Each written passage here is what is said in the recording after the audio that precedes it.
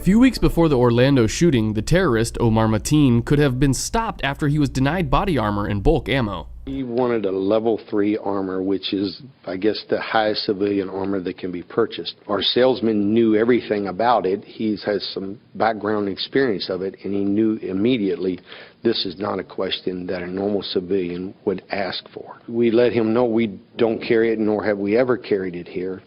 And when he did, he pulled away and got on his cell phone and he was having a conversation with someone of a foreign language. So his next question after he got off the phone was bulk ammo, which he just implied that we didn't have bulk ammo. So at that time he left the store, but it was concerning, so they had a little meeting and they contacted the authorities on it, that he was suspicious. The FBI knew about this guy and did nothing.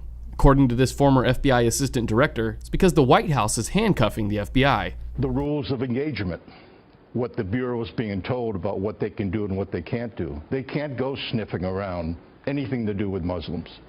They can't go around to mosques. They can't do things that they would normally do. I'm not talking things that are off the charts. I'm talking about things that normally would be done, but the orders have come down from the White House.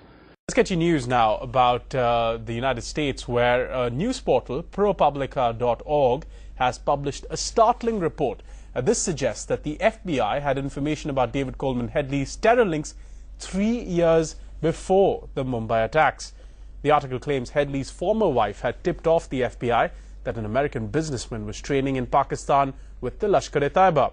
She added that he'd even bought night vision goggles and had bragged about working as a paid U.S. informant while training with terror groups. Now, at the time, Headley was jailed briefly in New York on charges of domestic assault, but had not been prosecuted.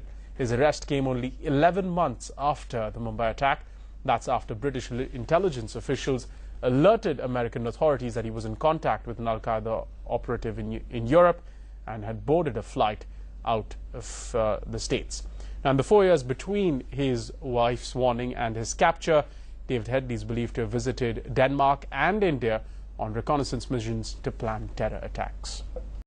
Authorities in Morocco have reported that they warned their German counterparts against an imminent terrorist threat twice before Monday's attack in Berlin. Sources say the Moroccan security services warned Germany on September the 19th and October the 11th. The source revealed that the main suspect, identified as Tunisian national Anis Amri, pledged allegiance to the Islamic State about a year ago and had been plotting the attack with an ISIL link to Russian and several other Moroccans since June. Also, Spain's intelligence department said a Spanish national had possibly contacted Amri online before the attack. Authorities say they are deciding whether to take action after further investigations. There is, of course, a very important development potentially in our reporting today, and that is the reporting of the possibility, as we understand it, of warnings having been delivered to the police and to the intelligence services as long ago as 5 years ago about the extreme and violent views which are attributed to Salman Abedi, the suspected bomber who was responsible for those 22 deaths and many injuries, of course, on Monday night at the Manchester Arena. It is worth telling you a little more about what we're being told, because BBC News has been told that a Muslim community worker reports that members of the public called the police anti-terror hotline, warning about the views of Abedi several years ago. We understand it's 5 years ago. The community worker, who didn't want to be identified, said that 2 people who knew Abedi at college had made separate calls to the police at that time. They'd been worried that he was supporting terrorism, that is the quote, and had expressed the view that being a suicide bomber was something that he considered to be a valid thought. The friends had argued with him, they said, telling him he was wrong, but they'd become so concerned that they then came into contact with police, made contact with the police. The community worker said that all of the publicity these days is about Muslims not coming forward, and this statement was being made to prove that some had come forward in the past and had expressed their concerns. And then the community worker goes on to say, this shows that the PREVENT policy is a failure. Now, the PREVENT policy is the official government strategy which is meant to counter the radicalisation of especially young people. This community worker saying this shows that PREVENT is a failure because it didn't work. Making lots of Muslims feel scared doesn't work, and it didn't stop this person being radicalised. So that is the information the BBC got this afternoon from a local Muslim community worker reporting that these warnings had been made as long ago as 2011-2012.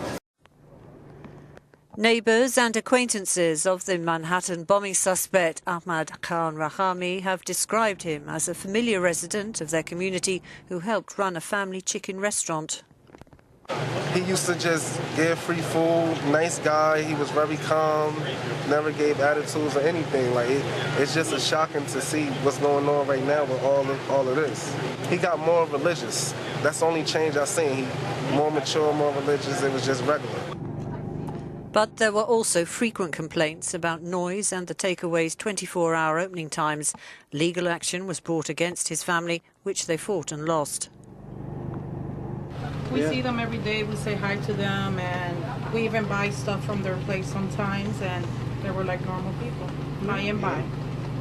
Yeah. In the evening when we left is when people have complained that they were about it, but there was a bunch of kids. You know, like kids make noises. Yes, and 3 o'clock, sometimes later than that. All night. Yes, all was night. Was a little too much, you know. But we're not the only ones saying this. Britain's MI5 domestic intelligence agency had warned that a terrorist attack was highly likely in the country since 2014, with the UK on severe alert. In October, MI5 Director General Andrew Parker said that British spies had foiled 12 attempted terrorist attacks on the UK since June of 2013. A coordinated attack on London's transport system killed 52 people on July 7th of 2005. Meanwhile, Turkish officials says that Ankara had warned France to keep watch on one of the terrorists who was involved in the recent deadly attacks in Paris. The official, who requested anonymity, said that Turkish police notified France in December of 2014 and June of 2015 about Omar Ismail Mustafa. The official said France only asked for information on the 29-year-old after the terrorist attacks on Paris. The terrorist had entered Turkey from its borders with the EU in 2013. It is not clear when he left Turkey. The official added they have no information on 4 suspects that they had spotted with Mustafa, stressing it is a source of concern. This isn't a shock to me. I don't understand people who are surprised by this. We've had 12 suspected terrorist attacks planned last year. If they would have been successful, you'd have seen shopping centres, you'd have seen aeroplanes, you'd have seen nightclubs, you'd have seen a war zone on our streets, similar to this, every single month. Then, and only then, might people realise we are at war. We're in war already. We have over 3,000 Muslims who are monitored 24 hours a day, 7 days a week. Every week, costs a £9 billion a year. Yeah? We're following and waiting for them to do this. We have had 450 ISIS fighters been allowed to return to our country. They've gone and fought for ISIS. They've been in training camps. They've been beheading people. They've been raping people. And they're walking the streets of our capital city. They're living with us. Our government have failed us. Don't come out and act all strong on this, Home Secretary, Theresa May, because you haven't been strong. You've been weak. You've showed cowardice.